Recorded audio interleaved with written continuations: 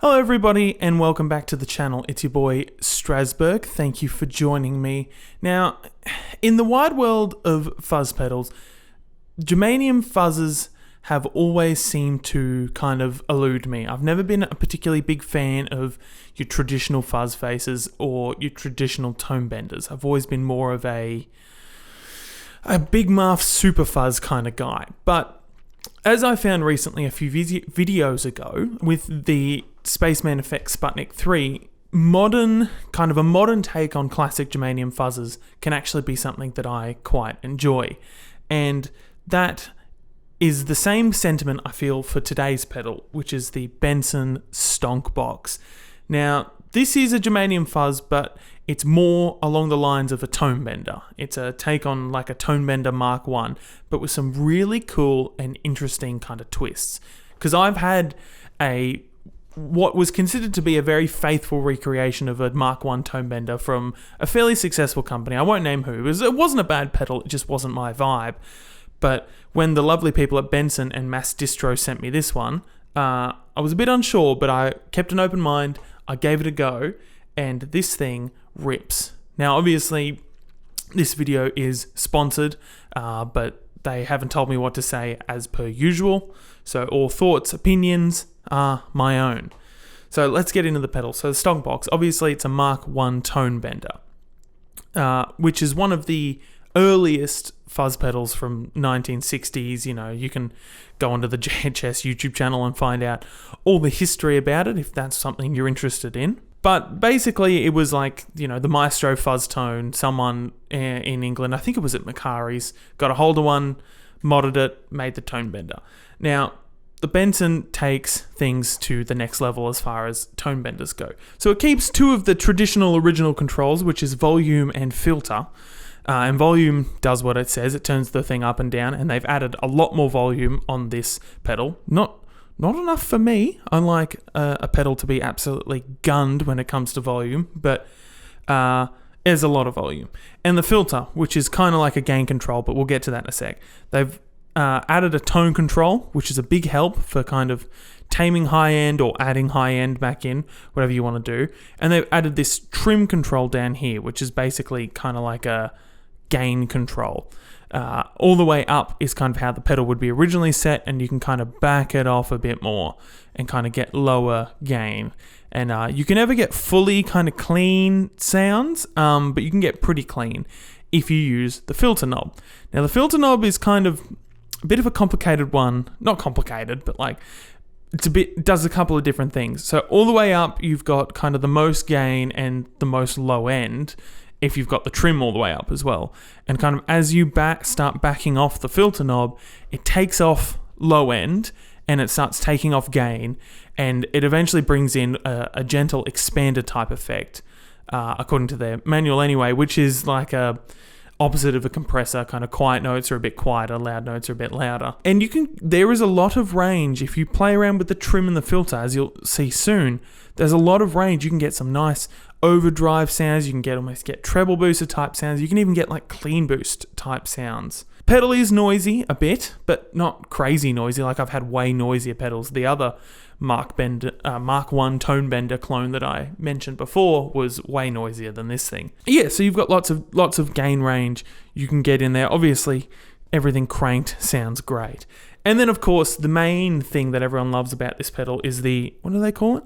Temperature controlled, thermodynamic temperature control, which is some wizardry that the folks at Benson have come up with. Basically, it allows you to have your fancy kind of Germanium fuzz pedals, but you don't have to worry about temperature. Because one thing that always has really bugged me about Germanium pedals is heat fucks with them. And I live somewhere hot. I live in Queensland, Australia, and it can get hot. We're actually in the middle of our summer right now, and it is fucking hot, especially where I live. It's very humid. So having something like this where the pedal will heat it and keep it at a temperature where it's always going to perform is a godsend, and probably why I've enjoyed this thing so much.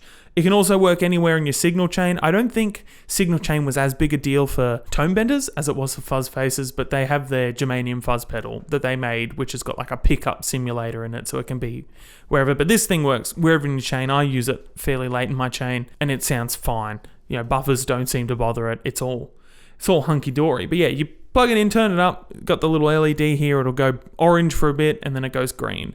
And every now and then it'll go orange again, just to make, which lets you know that it's working, it's doing its job to keep things consistent. And, right now I'm sitting in a nice air-conditioned room, but I have been in quite hot. My room, I've recently moved, and my room back in my old place could get very hot. And this thing pretty much always sounded the same, no matter what the temperature. I think they have it set to work up to like 100 degrees Fahrenheit, which is like high 30s, I think, in Celsius for the rest of the sane modern world, like where I live. And yeah, basically this thing will be rock solid the whole time. Also want to give a big shout out to my boy Murray, who played bass on the intro track. He's my bandmate, roommate, and longtime friend. He's the bass player in my band Citizen Rat, so go check us out. I'd say go check him out, but he doesn't have socials, so I don't know. Send him a carrier pigeon maybe. Anyway, let's get into the playing. So I'm going to be running this bad boy. I'm going to be running into my EAE Citadel, which would just be a nice kind of maybe slightly edge of break-up-y type thing. Going to be going into the Strymon Flimp for some reverb, into the 2 Notes Audio Cab M Plus, which will be doing a Victory Kraken 2x12 as our IR, and I'll probably use my Dunable DE Cyclops. Maybe I'll switch over to a Telly at some point. Who knows? Anyway, let's get into it.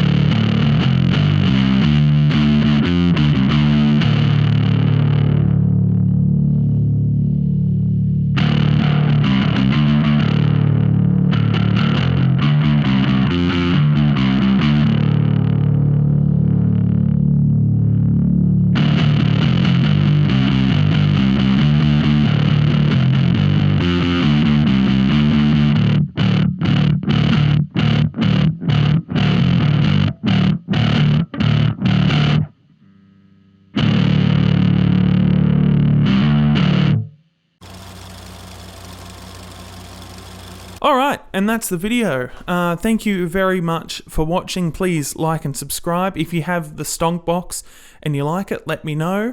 Or any other of the Benson pedals. 1 second. Yeah, if you have any of their other pedals, let me know if you like them, if you think they're cool.